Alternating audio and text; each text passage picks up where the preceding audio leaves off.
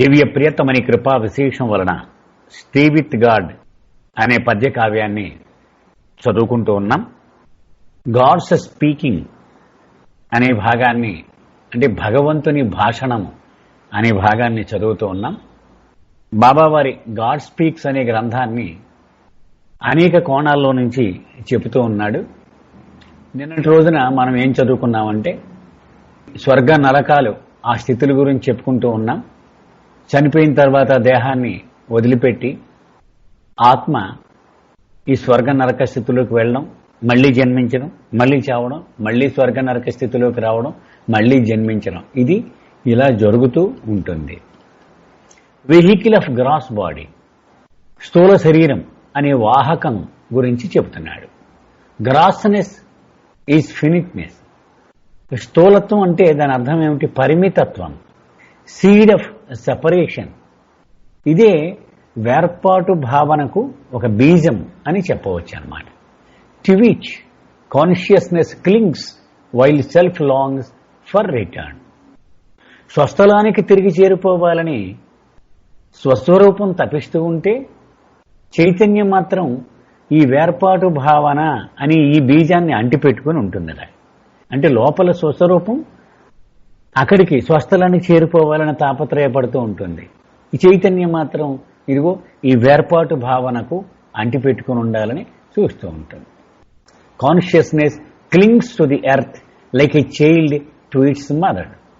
ఎలాగైతే బిడ్డ తల్లి గుండెల్ని ఇలా గట్టిగా పట్టుకుని ఉంటుందో ఆ విధంగా చైతన్యం భూమిని గట్టిగా అంటిపెట్టుకుని ఉంటుంది. భూమి అంటే స్థూల ప్రపంచం అన్నమాట. While soul peeps out from behind her skirt to fresh adventure of play.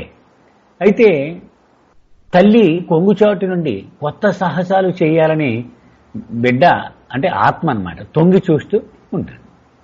అది ముందుకు వెళ్ళిపోదాం ఆ మార్గంలో అని ఆత్మ ఆరాటపడుతూ ఉంటుంది.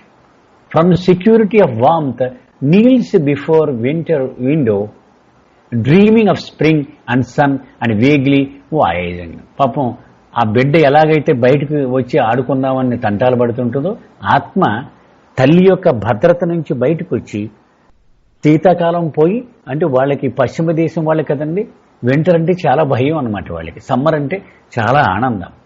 అంచేత కిటికీ దగ్గర నుంచి బయట సూర్యుడు వచ్చేసినట్టు ఆ వేడైపోయినట్టు వాతావరణం అంతా ఆ కలలు కట్టడానికి ప్రయత్నం చేస్తూ ఉంటుందట. Consciousness clings to the earth to it's body which is every moment passing away and returning, and says, this is my home, myself, while soul skies dreams, journeys and performances unhindered by body's weight. ఈ చైతన్యం భూమిని అంటిపెట్టుకుని ఉంటుంది. అంతేకాకుండా వస్తూ పోతూ ఉండే ఈ శరీరాన్ని కూడా అంటిపెట్టుకుని ఉంటూ ఇది నా గృహం, శరీరంతో తాదాత్మ్యం చెందుతూ ఉంటుంది. కానీ ఆత్మ మాత్రం శరీరధారణతో సంబంధం లేకుండా తాను ప్రయాణిస్తున్నట్టు, ప్రదర్శనలు చేస్తున్నట్టు, గాలిలో తేలుతూ కలలు కంటూ ఉంటుంది.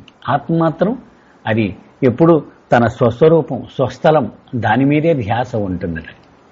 Never coming to terms with it, never for long undividedly enjoying residence in earth and forms promises, never holding beyond the duration of the glass wine's taste, beyond the duration of the kiss forgetfulness, beyond the night release moon of beauty, and then harsh sun of day, and baked or frozen lands or narrow streets unfeared. ఒక పక్క చైతన్యమేమో ఈ స్థూల ప్రపంచానికి అంటిపెట్టుకుని ఉంటుంది, ఆత్మేమో దీని నుంచి బయటపడదామని ప్రయత్నిస్తూ ఉంటుంది. ఈ రెండింటి మధ్య నలిగిపోతూ ఎప్పటికీ సర్దుబాటు చేసుకోలేక ఇబ్బంది పడుతూ ఉంటుందట. అంటే భూమి మీద నివాసాన్ని మరియు రూపం యొక్క వాగ్దానాలను నిరంతరాయంగా సుదీర్ఘ కాలం ఆస్వాదించలేదు. ఇది ఆస్వాదిద్దామంటే క్షణికము, ఒక నిమిషంలో. అది ఎంత క్షణికమైనదంటే మధుపాత్రలో మధువు పోసాడనుకోండి, 2-3 నిమిషాల్లో దాని టేస్ట్ అంతా పోద్ది అలా వదిలేస్తే, అంతకు మించి ఉండదు. అలాగే ముద్దు యొక్క వ్యవధి, ముద్దు కాసేపే, అది తీయగా ఉంటుంది, తర్వాత మర్చిపోతాం. అలాగే మరపు కాసేపే ఉంటుంది మరపు. అలాగే చంద్రుడి అందం ఒక రాత్రికే ఉంటుంది, మళ్ళీ తెల్లారితే ఆ అందం ఉండదు. అలాగా వీడి ఆస్వాదనలన్నీ క్షణికమైనవే ఈ జీవితంలో మనిషి ఆస్వాదించేటువంటి. తర్వాత ఈ ఆస్వాదన అయిపోయాక ఏమొస్తాయి? Beyond night harsh son of day, తీక్షణంగా మండే దినకరుడైన సూర్యుడు, ఎండలో కాలిన లేక గడ్డకట్టిన భూములు, ఇరుకు వీధులు, భయాలు, అంటే ఇవన్నీ దుఃఖానుభవాల కింద చెప్తున్నాడు అనమాట. ముందు ఒక రోజు ఆనందం, ఒక రోజు దుఃఖం, మళ్ళీ ఒక రోజు ఆనందం, ఒక రోజు దుఃఖం. ఇది అలా నడుస్తూ ఉంటుంది. Resident in earth, house building, bridge building to beyond earth's boundaries and the unseen bridge and reviewing unskillfully experience of earth residents, good against bad, bad against good, equipoise, engrossment, and falling to birth to experience the engrossment. భూమి మీద నివసిస్తూ అంటే భూమిని అంటిపెట్టుకుని ఉంటూ గృహాలను నిర్మిస్తాడు. స్థూల శరీరంలో ఒకదాని తర్వాత ఒకటి మార్చుకుంటూ పోతూ ఉంటాడు. భూమి సరిహద్దులు దాటి కంటికి కనిపించనని వంతెనలు నిర్మిస్తాడు. గాడ్ స్పీచ్లో మనం చూస్తే గనక స్థూల శరీరము రాలిపోయిన తర్వాత నరకము స్వర్గము అనే స్థితులలో ఈ సంస్కార శేషాన్ని అనుభవించడానికి స్థూల శరీరం లేదు కాబట్టి యాతనా శరీరం అనేటువంటి ఒక వంతెనను వాడుకుంటాడు. ఆ యాతనా శరీరం ఒక బ్రిడ్జి లాంటిదన్నమాట. శరీరం రాలిపోయింది కానీ సంస్కారాలు ఖర్చు అవ్వాలి, అంచేత ఒక వారధి కావాలి. ఆ వారధి యాతనా శరీరం అన్నమాట. దాన్ని కూడా నిర్మించుకుంటాడు. అంతేకాకుండా భూమి గృహం పొందిన అనుభవాలు, అంటే ఈ దేహం పొందిన అనుభవాలను అనగా మంచి చెడులను సమతూక స్థితి సాధించడానికి సమీక్ష చేస్తాడు. చాలా అద్భుతంగా చెప్పారు డిస్కోర్సెస్లో బాబా.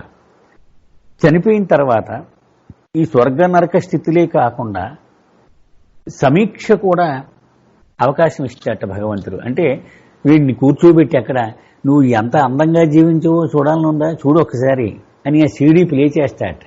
వీడి చీ చీ చీ అనుకుంటే ఇలా బతికాను, నేను ఇలాగా బతికాను అనుకుంటాడనమాట. సో అక్కడ సమీక్ష కూడా చూపెడతాడు. కనీసం నెక్స్ట్ జన్మలో ఇంత దరిద్రంగా బ్రతక్కు అని చెప్తాడనమాట. సో ఈ సమీక్ష కూడా జరుగుతుంది. అయితే ఈ సమీక్షను నేర్పు లేకుండా చేయడం వలన వీడికి దీన్ని సరిగా నేర్పుగా చేయడం చేతకాకపోవడం వల్ల సమతూకం సాధ్యం కాదు. అక్కడ అయితే మంచి ఎక్కువైపోతుంది, లేకపోతే చెడు ఎక్కువైపోతుంది. సమతూకం సాధించబడటం లేదు. సో ఈ సమతూకం సాధించడం కోసం తిరిగి జన్మించడం నిరంతరాయంగా కొనసాగుతూనే ఉంటుంది. Till he meets the blissful compassionate master and takes his stand in the flood in the currents of himself and says in himself enough has been far too much. ఇలా అతడు పరమానందమయుడైన కరుణామయుడైన గురువును కలిసే వరకు మరియు తానే అయిన ప్రవాహాల వరదలు, అంటే పునర్జన్మ పరంపర వరదని చెప్పుకున్నాం కదా మనం, దానిలో నిలదొక్కుని ఇంకా చాలు అనుకునే వరకు మరియు ఇష్టపూర్వకంగాను భక్తితోనూ ఆనందంగాను ఉన్నతమైన ఆశతోనూ ఎవడైతే జ్ఞానము మరియు ప్రకాశం అయి ఉన్నాడో అటువంటి వాని ముందు ప్రణమిల్లి నాకు జ్ఞానాన్ని నేర్పించు, నాకు సహాయం చెయ్యి అని అర్థించే వరకు ఇది కొనసాగుతూనే ఉంటుంది. అంటే ఏం చెప్తున్నాడు ఇక్కడ? నువ్వేదో శీర్షాసనం వేసి సాధించేద్దాం అనుకుంటే అవ్వదు ఆయన. భగవంతుడు ఒక గురువుగా నీకు సహాయం చేస్తే తప్ప గత్యంతరము లేదు. And willfully and reverently and with joy, high-hoped bows before that one of wisdom and light, saying, teach me and help me. అలా చేసే వరకు ఇది గత్యంతరము లేదు. And he, the great one, who crossed and returned again over the ocean of fire and waters, this Odysseus of voyaging, twice born after visiting the land of death without dying, and so dead to life, reaching home where his treasure was, and filling his ship with abundant gold, and returning over the trackless sea to succor famished men. అంటే ఆ సద్గురువు గొప్పవాడతను. అగ్ని మరియు నీరు అనే మహాసముద్రాన్ని దాటేసిన తర్వాత కూడా తిరిగి వచ్చినవాడు. అతను 7 భూమికలలోనూ ప్రయాణం చేసి గమ్యం చేరిపోయి కేవలము తన కోసం ఆనందాన్ని ఆస్వాదించకుండా తిరిగి మళ్ళీ వెనక్కి మాయలోకి అడుగు పెట్టినవాడు.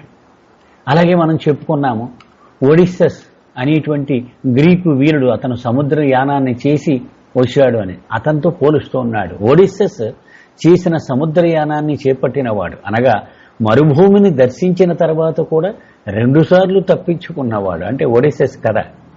ఆ కారణంగా ఈ చావును జయించేశాడు. జీవితానికి చనిపోయినవాడు జయించేసిన తర్వాత ఇంకేముంది, అతని పెన్నిది ఉండే తన గృహాన్ని చేరుకున్నవాడు తన ఓడ నుండా పుష్కలంగా బంగారాన్ని నింపుకొని, అంటే దివ్యనిధిని తన వెంట తెచ్చినవాడు సద్గురువు. అంటే ఒక మార్గం అంటూ లేని సముద్రం గుండా ప్రయాణించి తిరిగి వచ్చినవాడు.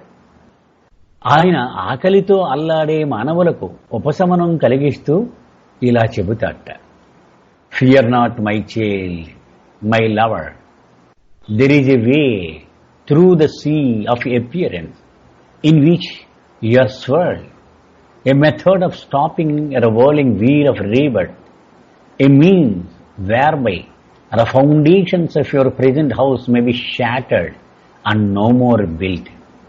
అతను మనలాంటి మాయలో కొట్టుమిట్టాడుతున్న వాళ్లతో ఉపశమనం కలిగిస్తూ ఓదారుస్తూ భరోసా ఇస్తూ ఇలా చెబుతాట, ఓ నా బిడ్డలారా, నా ప్రేమికులారా, భయపడొద్దు. మీరు చిక్కుకున్న ఈ ఉన్నట్లు పైకి కనిపించే ఈ సముద్రం అనే సుడిగుండం నుండి బయటపడే మార్గం ఒకటి ఉంది. చూసారా, మైసభలో రాతి మీదే ఉన్నట్టు కనిపించేటువంటి సరస్సులు సృష్టించాడు అని మనం చదువుకున్నాం. మనం ఈ ప్రపంచం అంతా అంతే అంటున్నాడు. ఈ సముద్రం ఉన్నట్టు పైకి కనిపిస్తుందంటే అప్పరెంట్ అంటారు బాబా దాన్ని. అది సీమింగ్ అంటే కనిపిస్తుంది అలా ఉన్నట్టుగా, కానీ నిజానికి లేనిదనమాట. సో దీని నుంచి బయటపడే మార్గం ఒకటి ఉంది. పునర్జన్మ చక్రాన్ని గెరగెరా తిరగకుండా ఆపివేసే విధానం ఒకటి ఉంది.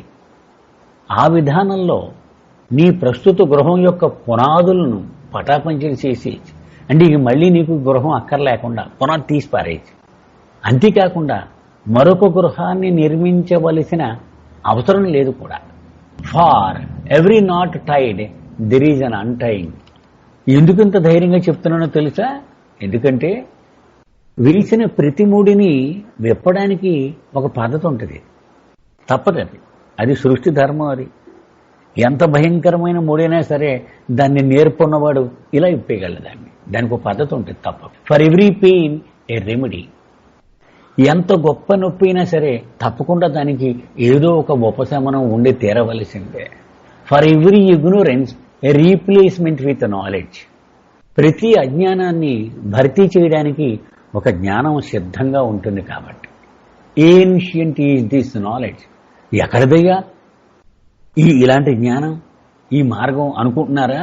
అది ఎంతో సనాతనమైనది, ఈ వేళది కాదు. అది so ancient that God on his first arrival back into himself after his same journey you are making knew it and brought it down to earth as first avatar. So ancient yet ever wondrously new. అద్భుతం అండి నిజంగా ఈ statement మాత్రం. ఆ జ్ఞానం ఎంత సనాతనమైనది అంటే, నీవు ఇప్పుడు చేస్తున్న ఈ ప్రయాణాన్ని ఒకప్పుడు భగవంతుడు పూర్తి చేశాడు. అంటే మొట్టమొదటి ఆత్మగా, తొలి ఆత్మగా. అప్పుడు ఈ జ్ఞానాన్ని తొలిసారిగా తెలుసుకున్నాడు. తెలుసుకుని మొదటి అవతారునిగా తన వెంట ఈ జ్ఞానాన్ని క్రిందకి తెచ్చాడు. ఫస్ట్ టైం ఈ భూమి మీదకి ఆ జ్ఞానం అందివ్వబడింది. అంత సనాతనమైన జ్ఞానమే అయినప్పటికీ అది తుప్పట్టేసి బూజుపట్టి ఉంటుంది అనుకుంటున్నావా? అది అద్భుతంగా నిత్యనూతనంగా ఉంటుంది. ఎప్పటికప్పుడు ఫ్రెష్. పాత చింతకాయ పచ్చడిలాగా ఉండదట అది ఎప్పుడు కూడా. ఫ్రెష్ అంటే ఏ యుగంలో అయినా సరే ఆయన తెచ్చేటువంటి ఆ జ్ఞానం పరమసత్యం ఫ్రెష్గా అద్భుతంగా అతికినట్టు సరిపోతుందట సమకాలీన పరిస్థితులకు. And sings to him with sweet voice the deathless story of the self journey. అతడు తన మధుర గాత్రంతో స్వస్వరూపం చేపట్టిన యాత్ర యొక్క అమరగాథను మానవుడికి ఇలా పాడి వినిపిస్తాడట. అంటే ఆయన ఆల్రెడీ ఆ యాత్ర చేసేశాడు కాబట్టి ఈ గాడ్ స్పీక్స్ అంతా మరి ఎంత అద్భుతంగా ఎలా చెప్పాడు ఆయన. ఈ యాత్ర చేసినవాడు ఆయన కాబట్టి అంత వివరంగా అంత స్పష్టంగా మనకి చెప్పగలుగుతున్నాడు. ఆయన ఒక మధుర గానంలాగా ఆ యాత్ర యొక్క అమరగాథను ఇలా పాడి వినిపిస్తాడట. Of the beyond state in which he slept in vast tranquility, like to a shoreless, waveless ocean, knowledgeless. తీరం గాని ఎలాంటి కెరటాలు గాని లేనట్టి, అనగా తన గురించి ఎలాంటి జ్ఞానమూ లేనట్టి బ్రహ్మాండమైన ప్రశాంతతలో అతడు నిద్రించిన తన పరాత్పర స్థితి గురించి ఆ పాడి వినిపిస్తాడు. ఎందుకంటే ఆ యాత్ర అంతా చేసినవాడు ఆయన. And he's awaking with desireful curiosity to know himself, which brought about he leaving himself and wandering in ignorant identifications as a stone, as metal, as vegetation, as worm, fish, bird, animal and man through countless ages. తానెవరో తెలుసుకోవాలని కోరిక నిండిన జిజ్ఞాసతో అంటే కుతూహలంతో అతడు మేలుకోవడం గురించి అది కూడా చెప్తాడు అతను. ఆ కారణంగా అతడు తనను తాను విడిచిపెట్టి లెక్కలేనన్ని యుగాల పాటు రాయిగా, లోహంగా, వృక్షంగా, క్రిమిగా, చేపగా, పక్షిగా, జంతువుగా మరియు మానవునిగా అజ్ఞానముతో కూడిన తాదాత్మ్యతలను పొందడం గురించి. అంటే తాదాత్మ్యత అంటే నేనే చెట్టుని, నేనే క్రిమిని, నేనే చేపను అని దాంతో మమేకం అయిపోవడం గురించి ఇదంతా చెప్తాడు అతను. And then as man birth after birth millions of times in which he experienced being man and woman, rich and poor, foolish and wise, healthy and sick, and all the possible opposites engendered by separation. మరి మానవుడిగా ఏం చేశారట? లక్షలాది పర్యాయాల పాటు ఒక జన్మ తర్వాత మరొక జన్మనెత్తుతూ పురుషునిగా, స్త్రీగా, సంపన్నుడిగా, దరిద్రుడిగా, మూర్ఖుడిగా, మేధావిగా, ఆరోగ్యవంతుడిగా, రోగిగా, ఇక వేర్పాటు వలన కలగడానికి సాధ్యమైన అన్ని విధాలైన వ్యతిరేకతలను అనుభవించాడు. అంటే ఒకసారి బాగా విద్యావంతుడిగా, ఒకసారి దరిద్రుడిగా, ఇవన్నీ మనకు జంటలు ఉన్నాయి కదండి. ఇవన్నీ అనుభవించడం గురించి అతను పాటగా చెప్తాడు. How he took stand and fought the wars of returning and return now with all knowledge, all power and still bliss. ఆ సద్గురు అనుకుందాం. ఆ సద్గురు చెప్తున్నాడు, నీలాగా నేను ప్రయాణం చేశానా? ఈ మాయలో, ఈ పునర్జన్మ పరంపరలో కొట్టుకుపోయి ఆఖరికి నేను ఎలా నిలదొక్కున్నాను అని చెప్తాడు. తిరిగి వెనక్కి రావడానికి అతడు చేసిన యుద్ధాల గురించి ఇది కూడా చెప్తాడు. Now with all knowledge, all power and still bliss. సకల జ్ఞానము, సకల శక్తి, సకల ఆనందం కలిగిన ఇప్పటి స్థితిని ఎలా చేరుకున్నాడో దాని గురించి. And came down again a savior to man's self of himself. అతని ప్రతిరూపాలే అయిన ఈ మానవులకు రక్షకుడిగా క్రిందికి తిరిగి రావడం గురించి. హిస్ వేరియస్ అవతార్స్, అవతార పురుషుడు అనమాట. Various avatars, each one unique and lovely, perfectly himself. దీనికదే అద్వితీయమైనది, మనోహరమైనది, పరిపూర్ణంగా అతడే అయినది అయిన అతని అనేక అవతారాల గురించి పాడి వినిపిస్తాడు. Of Zarathustra, bringer of the secret fire of love and pure intelligence. అది చెప్పేస్తున్నాడు ప్రతి అవతారం గురించి అతను ఎలా పాడి వినిపిస్తాడు. ప్రేమ మరియు శుద్ధమైన ప్రజ్ఞ అనే అగ్నిని తీసుకొచ్చిన జరదుష్ట్ర గురించి చెబుతాడు. Rama, the archer whose arrows were shining light, ప్రకాశించే కాంతినే బాణాలుగా కలిగిన వెలుకాడైన రాముని గురించి చెబుతాడు. Abraham, the pure who taught man to worship one god, ఒకే భగవంతుణ్ణి ఆరాధించడం ఎలాగో మానవులకు నేర్పించిన శుద్ధుడైన అబ్రహాం గురించి చెబుతాట. Krishna, the player of divine music in human hearts, మానవ హృదయాలలో దివ్య వేణుగానాన్ని ఆలపించిన కృష్ణుని గురించి చెబుతాట. Buddha, the tender who showed men the passingness of life, జీవితం యొక్క క్షణభంగురత్వాన్ని మానవులకు ఎరుకపరిచిన సుకుమారుడైన బుద్ధుడి గురించి చెబుతాడు. Jesus are only real aesthetic. మనం ప్రపంచం అంతా అనేక మంది సన్యాసులు కుంభమేళాల్లో చూస్తే కోట్ల మీద ఉంటారు. కానీ ఇక్కడ ఫ్రాన్సిస్ చెప్తున్నాడు, ఒకే ఒక్క నిజమైన సన్యాసి అయిన జీసస్ గురించి చెబుతాడు. అతను ఒక్కడే నిజమైన సన్యాసి. ఎందుకని తన దేహాన్ని కూడా బలిచ్చేశాడు అతను. And Muhammad who lived with man, మానవులలో తాను ఒకడిగా కలిసిమెలిసి జీవించిన మహమ్మద్. విశ్వ సోదరత్వం అది మహమ్మద్ యొక్క చిహ్నము. వీళ్ళందరి గురించి కూడా చెబుతాడు.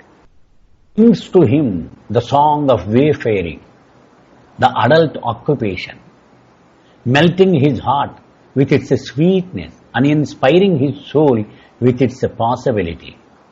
అంతేకాకుండా పరిపక్వతను సాధించిన వారు మాత్రమే చేపట్టగల ప్రయాణం గురించి బాటసారికి పాడి వినిపిస్తాడు. ఆధ్యాత్మిక మార్గములోకి ప్రవేశించిన వాడు మాత్రమే చేపట్టగలిగిన ప్రయాణం. అంటే ఆధ్యాత్మిక మార్గము, భూమికలు, దాని గురించి ఆ పరిపక్వత వచ్చే వరకు వీడు దాని గురించి చెప్పినా వాడికి ఏం అర్థం కాదు. ఆ పాట యొక్క మాధుర్యంతో ఆ బాటసారి హృదయాన్ని కరిగిస్తాట. ఆ చెవులో జోరీగలాగా, వద్దురా, ఇది మంచిది కాదురా, ఇది నీకు పడదనన్న, వద్దు, నన్ను ప్రేమించు, నా కొంగు పట్టుకో అని ఆ పాట మాధుర్యంతో ఈ బాటసారి హృదయాన్ని కరిగించేస్తాట. అంతేకాకుండా నీకు ఎంత మంచి దారుందో, నీవు స్వయంగా భగవంతుడివి, వద్దు, దీని నుంచి బయటపడు అని ఆ పాట సూచించే అవకాశాలతో అతని ఆత్మకు స్ఫూర్తినిస్తాడు. అంటే రెచ్చగొడతాడనమాట. రా, నువ్వు అనంతశక్తి సంపన్నుడు, ఇలా దుర్బలంగా ఉండకు అని స్ఫూర్తిని నింపుతాడు. Then gives to him the precious word to be his sword to cut through the hosts of himself, the hosts of vast exile nourished by the moon and bright foamed sea and stars of eyes and horizons of brow and wells of sweet lips and sun clear or in murk sky and hammered streets. అవతార పురుషుడు వచ్చి మానవుడికి ఎలాంటి సహాయం చేస్తాడనేది చాలా చాలా చక్కగా అతను వివరిస్తున్నాడు. అయితే కష్టంగా ఉంది, పదాలు మనకు అలవాటు లేని పదాలు, ప్రయత్నం చేద్దాం. ఆధ్యాత్మిక ప్రయాణం గురించి బాటసారికి పాడి వినిపిస్తాడు. ఆ పాట యొక్క మాధుర్యంతో ఈ బాటసారి హృదయాన్ని కరిగిస్తాడు. ఇంకా భవిష్యత్తులో అతను ఎన్ని విజయాలు సాధించగలడో అవన్నీ చెప్పి అతనికి స్ఫూర్తి నింపుతాడు.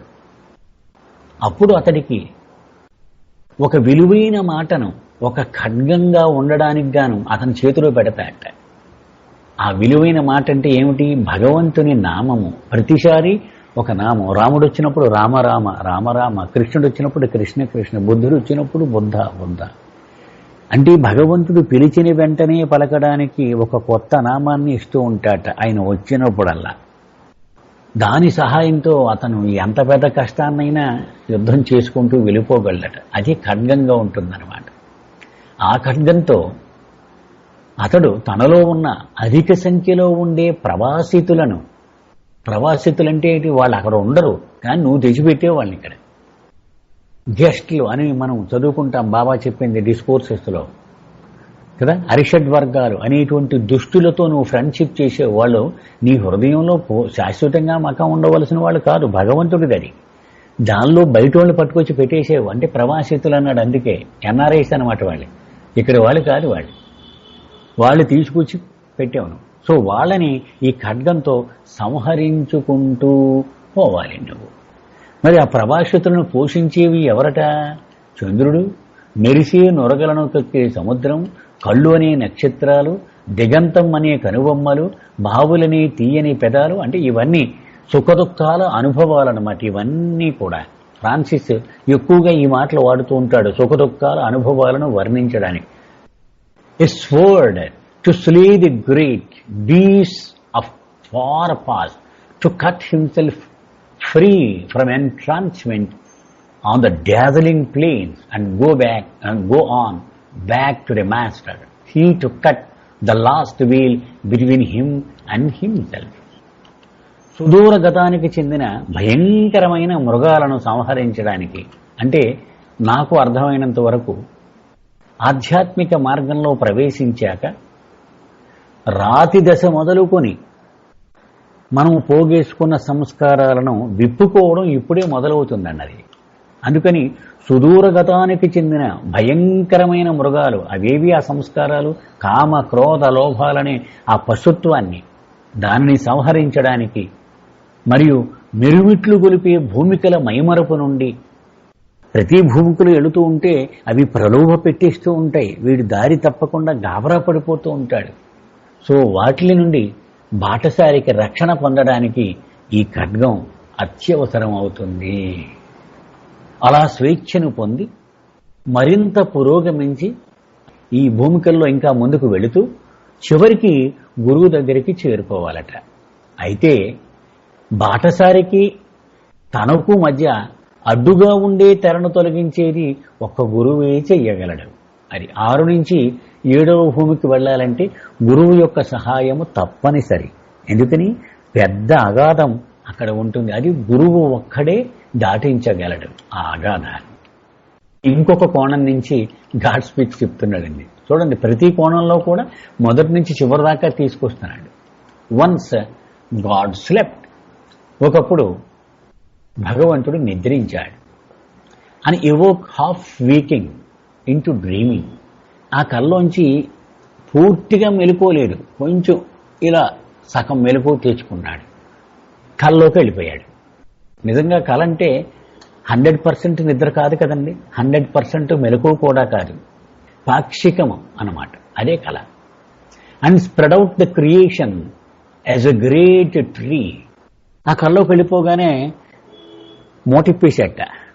మోటిప్పేసి ఈ సృష్టిని పరిచేశాడు. ఎలాగా పెద్ద వృక్షంలాగా పరిచేశాడు ఈ సృష్టి అంతటి. It's roots in the nothing of his dream. ఆ చెట్టు వేళ్ళు మూలం ఎక్కడుందట? తన కళ యొక్క శూన్యం, దానిలో ఆ వేళ్ళు వచ్చేలాగా పెట్టాట ఆ చెట్టుని. It's branches and leaves and fruits in the nothingness of appearance.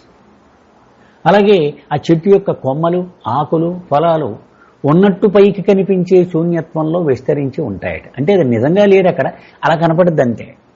ఎండమావి అంటాం కదా, ఎండమావి అంటే అది అక్కడ ఉండదు, కానీ ఉన్నట్టు కనిపిస్తుంది.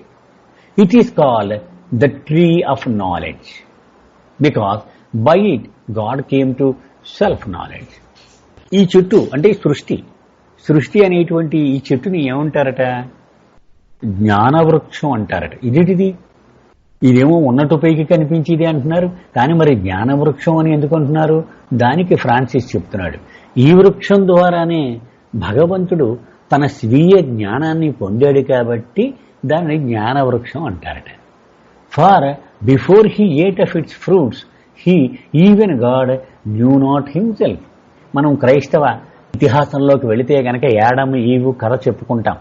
ఎడెన్ అనేటువంటి తోటలో ఉండేవాడని, ఆ పళ్ళు తినొద్దన్నాడని, తిన్నాడని, తినగానే ఈ మాయలో చిక్కుకుపోయాడని అంటూ ఉంటాం. అలాగే ఇక్కడ ఫ్రాన్సిస్ చెప్తున్నాడు, అతడు నిజానికి భగవంతుడే అయి ఉన్నప్పటికీ ఇదిగో ఈ జ్ఞానవృక్షము యొక్క ఫలాలు తినడానికి ముందు తానెవరో తెలియని స్థితిలోనే ఉన్నాడు అతను. అంచేత ఈ సృష్టిలోకి వచ్చి 7వ భూమికి దాకా ప్రయాణం చేసి ఓహో నేను భగవంతుణ్ణా అని అప్పుడు తెలుసుకునే వరకు అతనికి తనెవరో తనకి తెలియదు. అంచేత ఈ వృక్షమే అతనికి ఆ జ్ఞానాన్ని ఇచ్చింది కాబట్టి దీనిని జ్ఞానవృక్షము అనడమే సబబు. The tree of knowledge through experience of good and evil it's sweet and better fruits. ఈ జ్ఞానవృక్షం యొక్క మంచి చెడు అనుభవాలే దాని తీయటి ఫలాలు మరియు చేదు ఫలాలు. ఎవ్రీథింగ్ అండ్ నథింగ్ అనే దానిలో చాలా అద్భుతంగా బాబా చెప్పారు. జీవితం అనేటువంటి వృక్షానికి ఎప్పుడూ ఒకే కాయలు కాయవట, 2 రకాల కాయలు కంపల్సరీగా కాస్తాయట. కష్టము, సుఖము, దుఃఖము, మంచి చెడు, ఇవి తప్పు అన్నారు. సో ఈ జ్ఞానవృక్షము మంచి చెడు అనుభవాలే దాని తీయటి ఫలాలు లేక చేదు ఫలాలుగా మనం చెప్పవచ్చు. And because God ate of these fruits and became God, they are not forbidden men. భగవంతుడు ఈ ఫలాలను తినడం వల్లనే ఎరుకగలిగిన భగవంతుడు అయ్యాడు కదా, అంతే కదా. ఈ ఫలాలను తినడం వల్లే ఎరుక వచ్చింది అతనికి. అంచేత ఈ ఫలాలను తిన్న మానవులు నిషేధింపబడిన మానవులు కాదు. బైబిల్లో ఏమన్నారు? ఆ చెట్టుకు కాసినటువంటి యాపిల్ ఫలాలు తింటే గనక వాళ్ళు ఫర్బిడెన్ మెన్, అంటే తప్పు చేసిన మానవులు అంటారట. కానీ ఇక్కడ ఫ్రాన్సిస్ ఏం చెబుతున్నాడంటే ఈ ఫలాలను తిన్న మానవులు నిషేధింప మానవులుగా పరిగణింపబడరులే అని చెప్తున్నాడు. The tree of knowledge which is the tree of life kept living by the rivers of necessity and compassion and wisdom and infinite love, the soul growth blossoming universes and man. జీవితం అనే వృక్షమే ఆ జ్ఞాన వృక్షం. అంటే జ్ఞాన వృక్షం అంటే మన జీవితమే అన్నమాట. మరియు దీన్ని అవసరము, కరుణ, వివేకము, అనంతమైన ప్రేమ అనే నదులు దీన్ని పెంచి పోషిస్తూ ఉంటాయి. ఈ వృక్షానికి విరబూసే పుష్పాలే ఈ విశ్వాలు మరియు మానవుడు. The tree and which God crucified himself in limitation. భగవంతుడు తనకు తాను పరిమితం చేసుకోవడం ద్వారా, లేకపోతే మానవుడు ఎలాగవుతాడండి భగవంతుడు అంటే? మరొక చోట ఒక వచన కావ్యంలో ఫ్రాన్సిస్ బ్రాబజాన్ చెప్పాడు, సృష్టి అంతా నిండి ఉండి వ్యాపించిన భగవంతుణ్ణి ఒక వాక్యూమ్ తోటి పీల్చేసి ఒక సీసాలో పెట్టేసి బిరడా వేసేస్తే అతడే అవతార పురుషుడు అన్నాడు. అంటే ఎంత అందంగా అతను చెప్పగలిగాడో చూడండి. అణువున సృష్టి అంతా వ్యాపించి ఉన్నటువంటి భగవంతుణ్ణి ఒక పంపుతోటి పీల్చేసి ఒక సీసాలో పెట్టి బిరడా వేసేస్తే అవతార పురుషుడు అవుతాడట. అంటే అనంతుడైన వాడు అపరిమితుడు పరిమితం అయిపోయాడనమాట. అప్పుడు అవతారుడు అవుతాడు. ఎంత పెద్ద శిక్ష! అదే పెద్ద శిక్ష అవతారుడి కదా. సో తనను తాను పరిమితం చేసుకోవడం ద్వారా ఈ జీవిత వృక్షం మీదే తనకు తానే శిలువ వేసుకున్నట్టు ఆయన. And which men crucify themselves each other and dear God. అంతేకాదు మానవులు కూడా ఈ వృక్షం మీదే, అంటే ఈ జీవితంలోనే తమకు తాము శిలువ వేసుకుంటారు, ఒకరినొకరు శిలువ వేస్తారు, ప్రియమైన భగవంతుణ్ణి కూడా సిలువ వేస్తారు. క్రైస్ట్ని సిలువ వేశారు కదా. Tree which he spread out from his single breath of inquiring. ఈ వృక్షం ఎక్కడి నుంచి విస్తరింపజేశాడు ఆ భగవంతుడు? విమ్ అంటే విలాసం. ఆ విలాసం అనే అతని ఒకే ఒక్క శ్వాస నుండి ఎంత వృక్షాన్ని విస్తరింపజేశాట. Tree sap of light, fruits of stone fruit, metal fruits and tree fruits, worm fruits, fish fruits, bird fruits, beast fruits and man fruits, fruits which nourished great God on his journey for knowledge and which through eating he became. ఈ వృక్షం యొక్క సారం ప్రకాశం. చావ అంటాం కదండి. దానికి కాసేవి ఎలాంటి ఫలాలు కాసేయట ఈ చెట్టుకి? రాతి ఫలాలు, లోహ ఫలాలు, వృక్ష ఫలాలు, క్రిమి ఫలాలు, చేప ఫలాలు, పక్షి ఫలాలు, జంతు ఫలాలు మరియు మానవ ఫలాలు. గొప్పవాడైన భగవంతుడు జ్ఞానం కోసం తాను చేపట్టిన ప్రయాణంలో ఈ ఫలాలే అతన్ని పోషించాయి, అంటే ప్రయాణాన్ని ముందుకు సాగేలా సహకరించాయి. ఈ ఫలాలను తినడం ద్వారా ఆ జ్ఞానమే తాను అయిపోయాడు కూడా, అంటే తన నిజస్థితిని అనుభవంలోకి తెచ్చుకున్నాడు. ఓవర్కేమ్, తాను శరీరాన్ని అనేటువంటి తాదాప్యత నుండి అతడు బయటపడ్డాడు కూడా. అంటే నేను రాయిని, నేను చేపని, నేను మానవుణ్ణి అనేటువంటి తాదాప్యత నుండి బయటపడ్డాడు కూడా. అని became the energy which grew the tree. అంతేకాకుండా ఈ వృక్షాన్ని పెంచే ప్రాణశక్తి అయ్యాట, అంటే సటిల్ కాన్షియస్నెస్ అన్నమాట ప్రాణశక్తి అంటే. అని became the mind which gives it existence. అలాగే ఈ చెట్టుకి అస్తిత్వాన్ని ఇచ్చే మనస్సు అయ్యాడు, అంటే మెంటల్ కాన్షియస్నెస్లోకి వెళ్ళాడు, మానసిక చైతన్యంలోకి.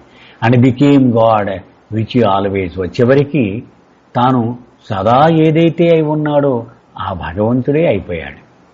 Tree, wishing tree which bears the fruit of every desire, fruit which contains within it thirst and fresh desire. కోరికలు అనే ఫలాలు కాసే కల్పవృక్షం అంట ఇది. ప్రతి ఒక్క ఫలము తనలో కొత్త దాహాన్ని, కొత్త కోరికను కలిగి ఉంటుందట. fruit which contains within it thirst and fresh desire. Tree into which slouch-hatted, one-eyed Odin thrust the sword of heroes and battle. Each battle, plains battle. Odin అనేటువంటి ఒక కథ ఉంది. అతను కూడా ఒక ఉన్నత ఆత్మ అన్నమాట. అతను ఈ జ్ఞానం కోసం ఒక కన్నుని త్యాగం చేశాడు. ఈ సకల జ్ఞానము ఒక బావిలో ఉండేదట. ఆ బావి దగ్గరికి వెళ్ళి ఆ బావి సంరక్షణ అడిగాడు, నాకు ఈ జ్ఞానం కావాలి, అయితే ఒక కన్నును దానం చేయగలవా అంటే కత్తితో అది పొడి చేసుకుని కన్ను బయటికి తీసి ఆ బావిలో విసిరేశాడు. అప్పుడు అతడు సకల జ్ఞానము సిద్ధించింది.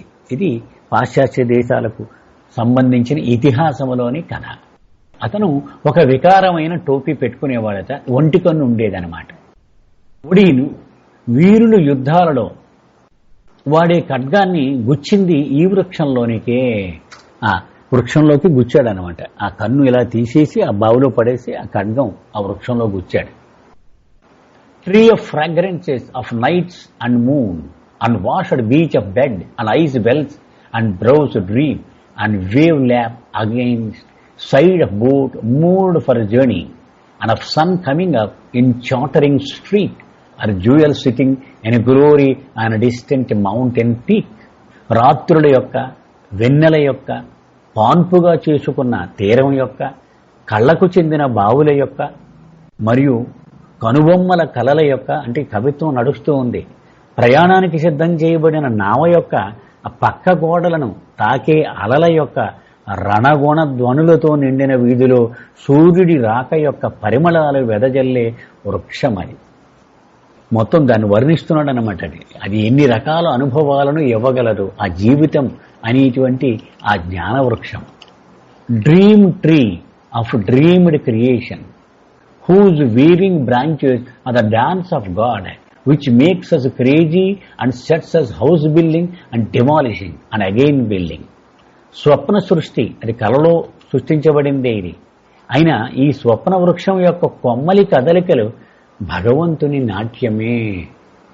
అది గృహ నిర్మాణం చేపట్టేలాగా, గృహాన్ని కూల్చేలాగా మరియు తిరిగి నిర్మించేలాగా మనకు అవసరమైన ఉత్సాహాన్ని చేకూరుస్తూ ఉంటుందటది.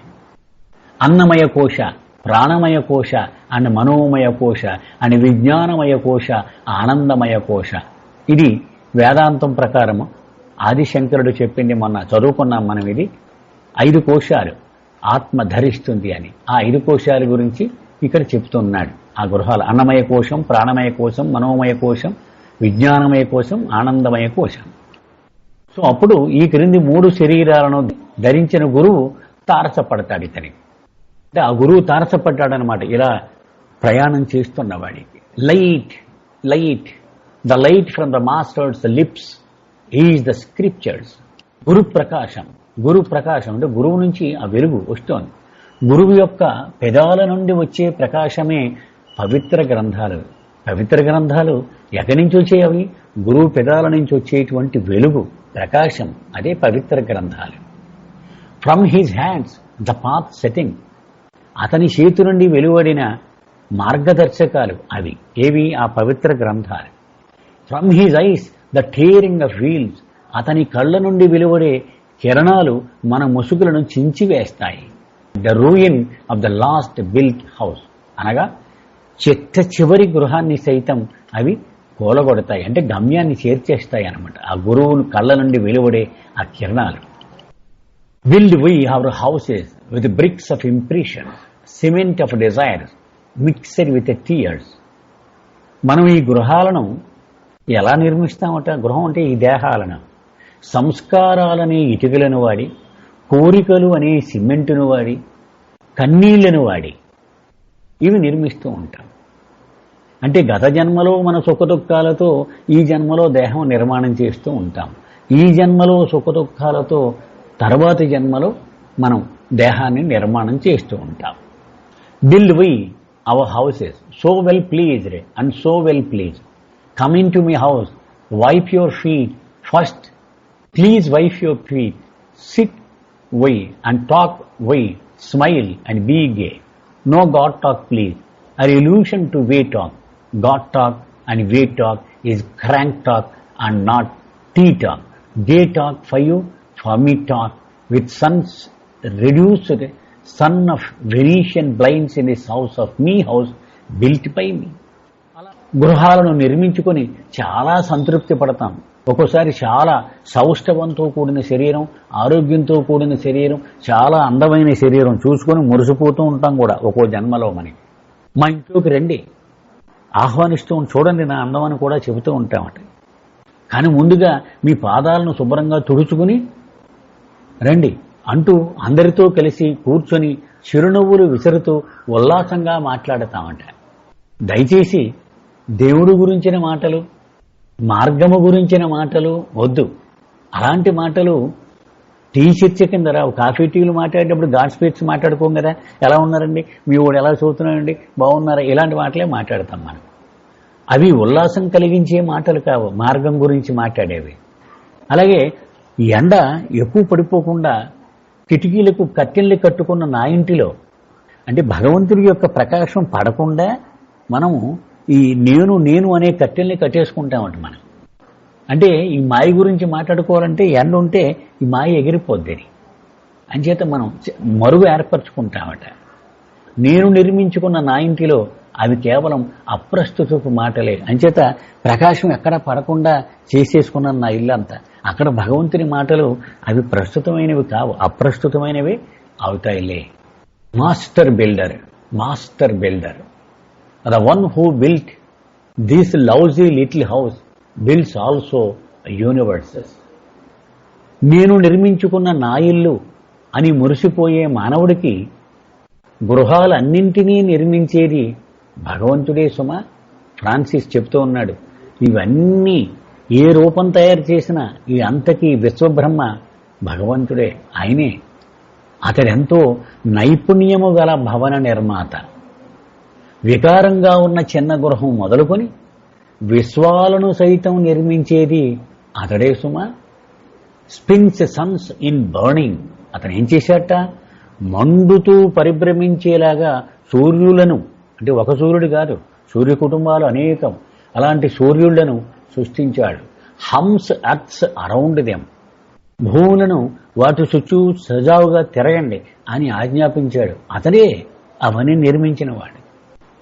స్పేసెస్ దెమ్ ఇన్ స్పేస్లెస్నెస్, అసలు చోటే లేని అంతరిక్షంలో వాటికి చోటు కల్పించాడు. నువ్విరువో ఈ పరిధిలో తిరుగు, దాన్ని ఆర్బిట్ అంటారు, ఈ ఆర్బిట్లో తిరుగు. ఇంకో గ్రహాన్ని నువ్వు ఈ ఆర్బిట్లో తిరుగు, ఒకదానికి కూడా ఢీకోకండి. ఎవడు చేశాడు ఇవన్నీ? ఆయనే చేశాడు. అంటే మనం ఆలోచించం ఇవన్నీ కూడా. ఇంత విశ్వం ఉందని సైంటిస్టులు చెప్పేశారు, ఫోటోలు చూసేసి ఆశ్చర్యపోతూ ఉంటాం. ఎవడు చేశాడు ఇవి? ఒకదానికొకటి ఢీకోకుండా మిలియన్స్, కోట్లాది సంవత్సరాల నుంచి ఇలా ఎవడు పర్యవేక్షిస్తున్నాడు? అంతా ఆయనే చేసినవాడు, మామూలు వాడు కాదు అతను.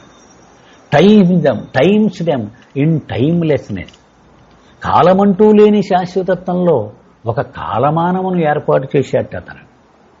And orders the time of their seizing from turning. అంతేకాదు, నువ్వు ఇక తిరగడం మానే, ఇవో ఇన్ని కోట్ల సంవత్సరాల తర్వాత అని ఒక్కొక్క దానికి ఒక కాల పరిమితిని నిర్ణయించేది కూడా అతడే. ఇప్పుడు భూమి ఒకప్పుడు ఇప్పుడున్న చంద్రుడే అన్నారు బాబా. అది ఇంకా ఆక్సిజన్ అయిపోయి ప్రాణకోటిని సపోర్ట్ చేసేటువంటి పరిస్థితి లేకపోయినప్పుడు కొత్త భూమిని సృష్టించి రిటైర్ చేసేసిన భూమి అన్నారు బాబా చంద్రుడు. ఇప్పుడు మనం చంద్రుడిని చూస్తున్నామే, ఒకప్పుడు భూమి రిటైర్ అయిపోయి. మాస్టర్ బిల్డర్, మాస్టర్ బిల్డర్, ఎంత అద్భుతమైనటువంటి నిర్మాత అతను. ఫ్రాన్సిస్ అంత గొప్ప కవి కాబట్టి అన్ని విభిన్న కోణాల నుంచి బాబా ఎంత గొప్పవాడో మనకి చూపెట్టగలుగుతూ ఉన్నాడు. Self the creator, self the sustainer, self the destroyer. అతడే సృష్టికర్త, పోషకుడు, లయకారకుడు. Self the mirror maker of image of himself. తన ప్రతిరూపాన్ని ప్రతిబింబించే అద్దాన్ని తయారు చేసేది కూడా అతడే. అంటే ఒక సద్గురువు, ఒక అద్దం లాంటివాడు, ఒక అవతారుడు, అద్దం లాంటివాడు. Little house holder, bright are your tears of happiness and sorrow, portion self gotten. ఓ చిన్న గృహ యజమాని, అంటే ఆయన తయారు చేసిన ఒక చిన్న గృహానికి యజమాని నాలాంటివాడు. అతన్ని ఉద్దేశించి ఫ్రాన్సిస్ చెప్తున్నాడు, ఆనందంలోనూ దుఃఖంలోనూ నువ్వు కార్చే కన్నీళ్లు మెరుస్తూనే ఉన్నాయిలే. అవి నీ స్వయంకృతంలోని భాగాలే, అవి నువ్వు తెచ్చుకున్నవే అని చెప్తున్నాడు. ఎవరిని తిట్టవలసిన పని లేదు దానికి, అవి నీ స్వయంకృతమే, self gotten. Pitiable your bed and table and bowed walk, pitiable and glorious. నీ పానుపు విరిగిపోయిన మంచం మీద పడుకుని ఉన్నాడనమాట. టేబుల్ అవి కూడా పాతబడిపోయి వంగిపోయి నడుస్తూ ఉన్నట్ట. ఇవన్నీ చూసి నాకు జాలేస్తోంది.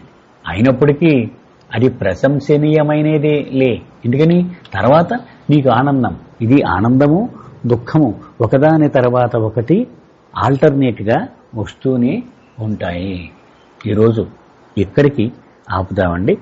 అవతార్ మెహర్ బాబాకి జై.